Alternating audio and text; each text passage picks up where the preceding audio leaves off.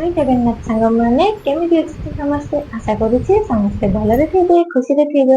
ଇଏ ହଉଛି ପବିତ୍ର ରାକ୍ଷୀ ପୂର୍ଣ୍ଣିମା। ଆଉ ରାକ୍ଷୀ ପୂର୍ଣ୍ଣିମା ଉପଲକ୍ଷେ ମୁଁ ଟିକେ ଶାଢୀ ପିନ୍ଧିକି ସଜବାଜ ହେଇଯାଇଥିଲି।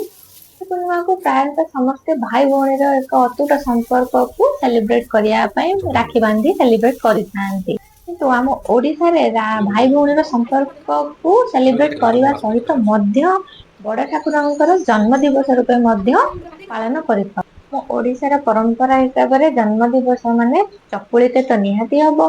ସେଥିପାଇଁ ମୁଁ ନିଗୁନି ଚକୁଳି ବନେଇ ଦେଇଥିଲି। ତାପରେ ଏଇଠି ଠାକୁରଙ୍କୁ ସୁନ୍ଦର ଭାବରେ ସଜେଇ ଦଉଛି।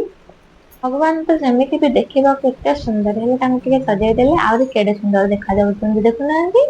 ସମସ୍ତେ କୁହନ୍ତି ଭଗବାନଙ୍କ ଆଡେ ସମସ୍ତଙ୍କ ମନ କଥା ବୁଝି ପାରନ୍ତି। ସେଥିପାଇଁ ମୁଁ ଟିକେ ମୋ ମନରେ ଯାହା ଥାଏ ସବୁବେଳେ ଠାକୁରଙ୍କୁ ଜଣେଇ ଦିଏ ଆଉ। ଟିକେ ଠାକୁରଙ୍କୁ ପିଠା ଆଉ ମିଠା ଦେବା ସହିତ ମୁଁ ମଧ୍ୟ ମୋ ମନ କଥା ଠାକୁରଙ୍କୁ ଜଣଉଛି।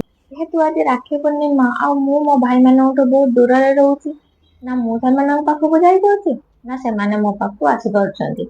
ବାହାଘରରେ 5 ବର୍ଷ ହେଇଗଲାଣି, ବାହାଘର ପରେ ମୁଁ କୋଉ ଭାଇ ହାତରେ ବି ରାକ୍ଷୀ ବାନ୍ଧି ନାହିଁ। କଣ କରିବା ଆଜ୍ଞା, ସମସ୍ତଙ୍କର ବ୍ୟସ୍ତବହୁଳ ଜୀବନ, ସମସ୍ତେ ସମସ୍ତଙ୍କ ଲାଇଫରେ ବ୍ୟସ୍ତ ରହୁଛନ୍ତି। ଆଉ ସେଥିପାଇଁ ଏଇଠି ପ୍ରଭୁଙ୍କୁ ରାକ୍ଷୀ ବାନ୍ଧି ମୁଁ ମୋର ସବୁ ଭାଇ ମାନଙ୍କର ଖୁସି କାମନା କରୁଛି। ଏ ପ୍ରଭୁ ମୋ ଭାଇ ମାନଙ୍କର ସବୁ ମନସ୍କାମନା ପୂର୍ଣ୍ଣ କରନ୍ତୁ, ସେମାନଙ୍କୁ ସବୁବେଳେ ଖୁସିରେ ରଖନ୍ତୁ। ଆଉ ଆମ ଭାଇ ଭଉଣୀ ମାନଙ୍କ ସମ୍ପର୍କକୁ ଏଇଭଳିଆ ଅତୁଟ ରଖିଥାନ୍ତି। ସେ ଯେ ରାକ୍ଷୀ ଯାଇକି ବାନ୍ଧିଦେଲେ ଭାଇ ଭଉଣୀ ସମ୍ପର୍କ ରହିବ ସେଇଟା ନୁହେଁ। ଯଦି ଭାଇ ଭଉଣୀଙ୍କ ଭିତରେ ଭଲ ପାଇବା ଥିବ ତ ତାଙ୍କ ସମ୍ପର୍କ ଚିରଦିନ ରହିବ। ବାସ୍ ମୋର ଭଗବାନଙ୍କ ପାଖରେ ଏତିକି କାମନା କି ମୋ ଭାଇ ମାନେ ସବୁବେଳେ ଖୁସିରେ ରୁହନ୍ତୁ।